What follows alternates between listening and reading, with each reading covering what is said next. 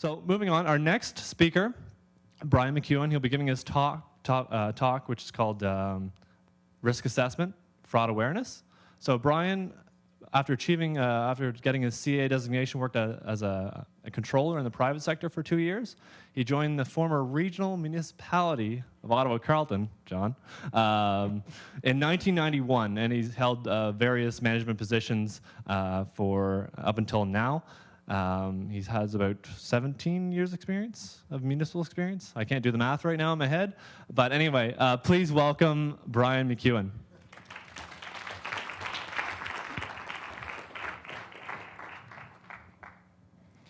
Thank you, James. Everybody can hear me okay? So I'm going to start off talking about risk right off the bat. And if there's anything, I saw Christina's list of things to take away. Mine's going to be a lot shorter. If there's anything I want you to take away after today, it's the word awareness. We'll check at the end to see whether or not you caught that, okay? So risks. Everybody knows what risks is, but I'll talk you through that in a minute. But even here today, the risks are huge. They're a long list. And I'm going to start by asking James. James, what does YPN stand for? Young Professionals Network. There's the first risk. I asked that question. And I'm clearly not a young professional. And the answer to the question is 22, by the way, not 17, and we'll talk about your math later. Okay. So here we are, a bunch of presenters. It's amazing. The list of presentations today could have been scattered. They could have been inconsistent. And I don't know whether James was masterminding things or not, but in fact, Wade, I'm going to use some of your slides here in a second. Christina's got some concepts that I'm going to trip over as well. So I think however you coordinated it, that turned out great. So there's the first risk that turned out well. The next risk is James was communicating to each of us as we were preparing, and he told us that he wanted to really target this TED Talk concept. Has anyone gone onto the internet and looked up TED Talk? Yeah, so you know what it is. We're not it. TED Talk are professional speakers, very interesting topics and world experiences that would impress you beyond belief, including a woman that swam from Florida to Cuba. That was mind-boggling the other night when I was working through my presentation. So there's some risk here in what to expect today. The next is these gentlemen around here. They are scrambling like crazy. From the instructions of don't stare right into the light to don't go past that line on the ground to could you stay behind the socket on the ground. I mean, it's all going very well, but these are risks that we deal with all the time. So, as James said, I'm going to talk about risk assessment and fraud awareness at the City of Ottawa, and I'll take you through that right now. So, I'm going to touch on what risk is, what it looks like at the city, both in operations and in finance, how we assess the risk, and what we do to mitigate the risks. So first, definition. Somebody made a reference earlier about Oxford. Well, I borrowed Oxford here, just in case anyone was wondering. I'd like you to dwell on that for a bit. I just gave you a few examples just preparing for today, but you deal with risks all the time in your life, whether you're conscious of it or not. And here's my next prompt about awareness. Are you aware of the risks that you're dealing with on a daily basis and what you're doing about those risks? Okay, that's going to become important. Because part of this risk assessment piece isn't just that there are risks, it's what you're doing to assess and evaluating the impact of the risk, okay? Operations at the city. Wade had some slides up here. In fact, that slide in the top corner there is very similar to the one that he had when there was a vehicle in it. Well, this is not a comprehensive list by any means. I can tell you that I, on behalf of finance, attend a risk practitioners group. And there's representatives from all the departments of the city. And they deal with issues like this all the time, whether it's infrastructure concerns, whether it's emergency situations, whether it's health and safety type issues from an environmental perspective or health and safety on a personal level. So there's risks that we deal with all the time. I'm not an expert on any of these issues or the mitigation of them, but that's, again, not the purpose of my talk today. It's more about being aware of risks in your environment and what you should be doing about it. So finance, this is the last picture you're going to see before we get into a list of things, but what do risks look like for the city in the finance area? Well, it's not just for the city, but the graph on the upper corner could represent fluctuating commodity prices. So what do we have to pay to consume to provide the service to our residents? On the other end, if you were in Treasury, Jerry Mahoney and his group, they're focused on this all the time. Why? Because they invest those billions of dollars collected in taxes and rates so that they can stabilize their operations and have a financing stream on an ongoing basis.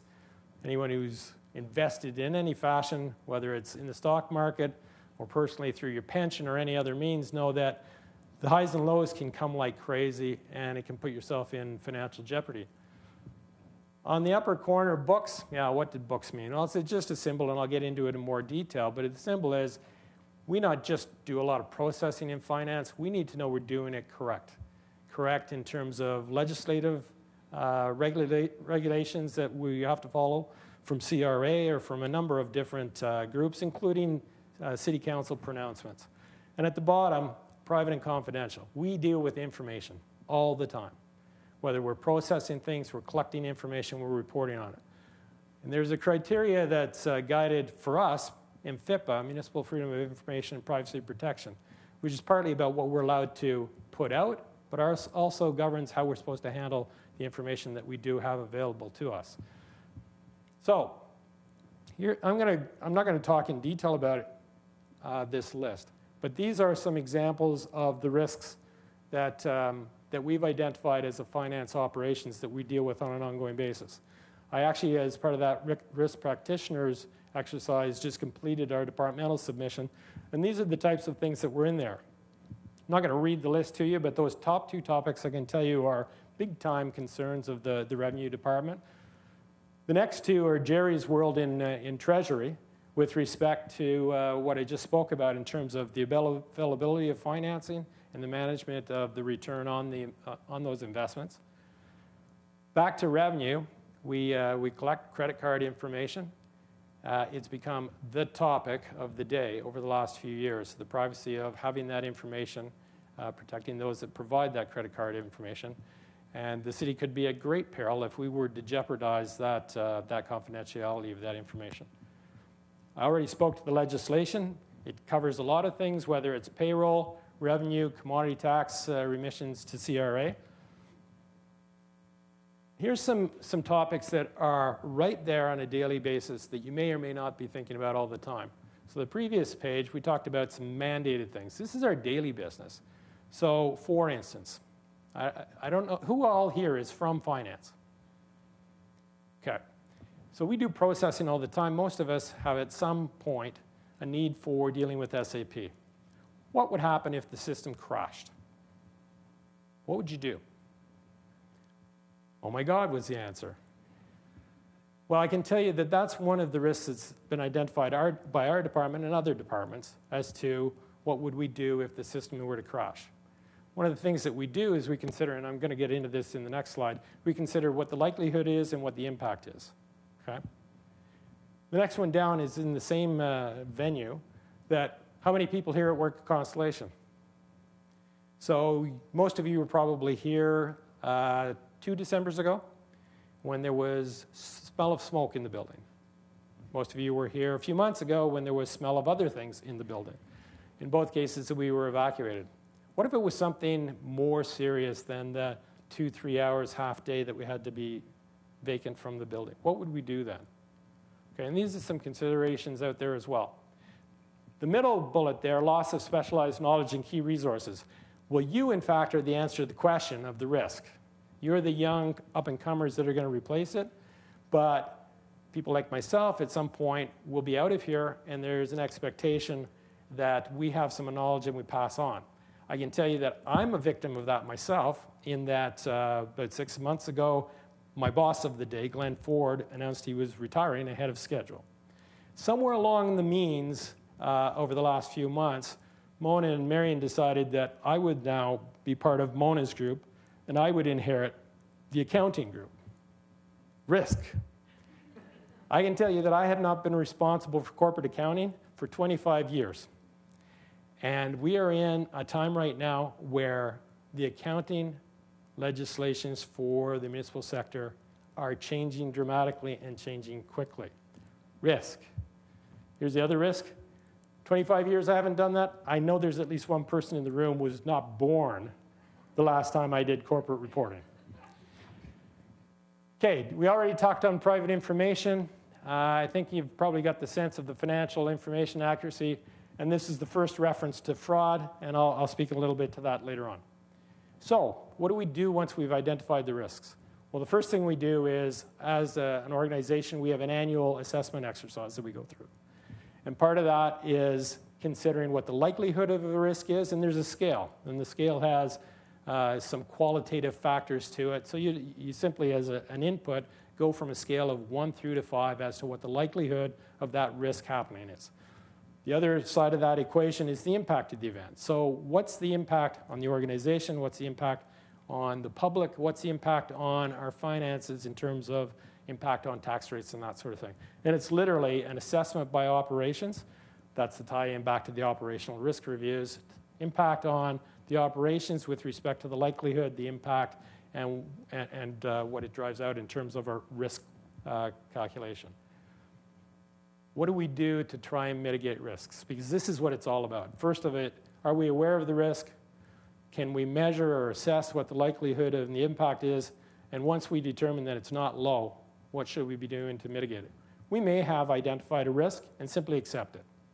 You know what? It's not going to impact our operations or our output significantly. It's just the way of life.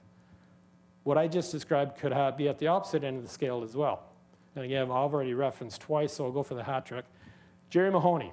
Jerry Mahoney lives in a world of risk that he can't avoid. He invests the city's funds. He invests it in a market that is subject to change. He can't control it. So there are things that he can control, things that he can influence, things that he can mitigate. And that's what this is all about. It's about coming up with things that we can do to offset the potential or completely avoid the risk. So one of the first things that we need to do is build a base of policies and procedures. Why is that important? Well, in the absence of that, we could all be operating in chaos. Chaos represents risk. Position qualifications. Everyone who's been up here as a presenter, and I suspect the majority, if not all of you out there, got your jobs because you've got qualifications coming into the job, or you've come into the job and you're gaining qualifications and training as you go along. Very important to build that security around how we do business here. And I've already touched on staff training. Employee code of conduct may seem kind of nebulous. What's the importance of employee code of conduct? What is the expectation internally from top management of all of us in terms of how we conduct ourselves as we go along? Financial control framework. If you're not familiar with this term, you will become familiar with this term over the coming months. There are a couple of people in the room over on the right-hand side who can speak to you probably as well as I can about this right now.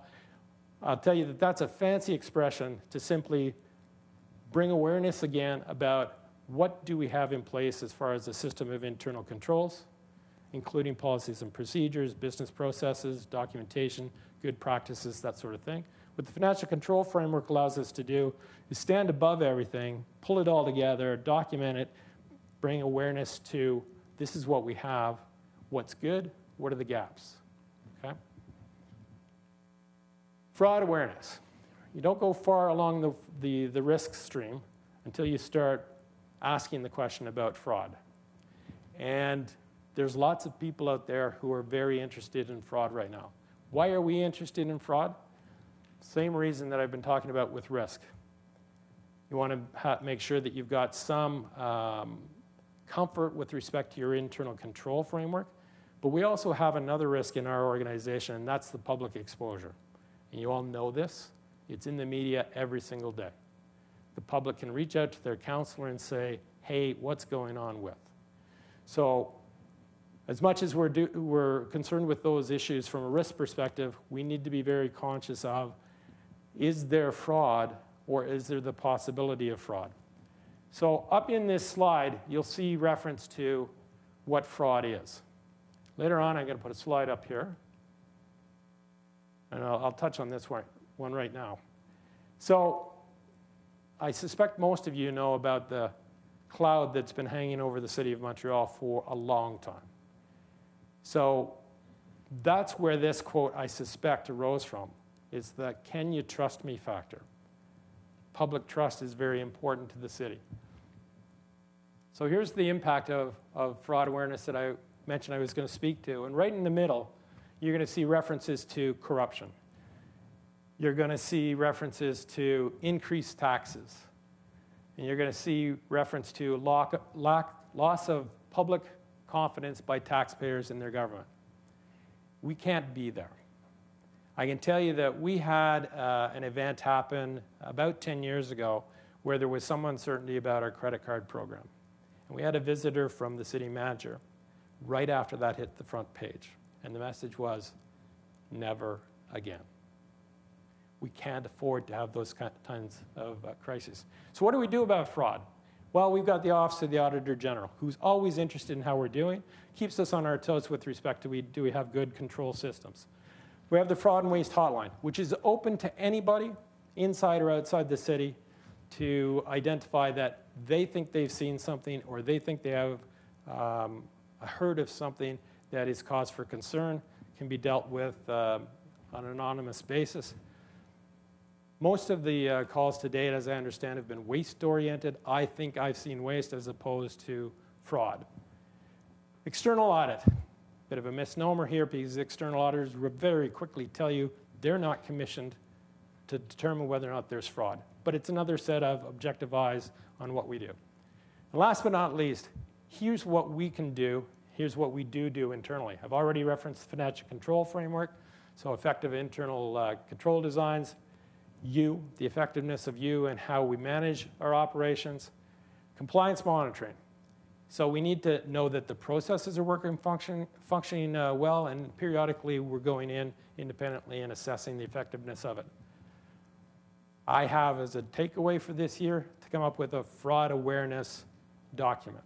So this is the awareness reference right before the end, once again, that maybe we don't have fraud, maybe we don't have risks that we aren't managing, but best to make sure that everybody knows that this is what fraud is, and this is what we should be doing to have an awareness of it. Last but not least, and I put this in here specifically to counter that previous, graffiti symbol. Jeff Byrne, who I think all of you know, is our Chief Procurement Officer. Jeff has a very important role with respect to that Montreal situation.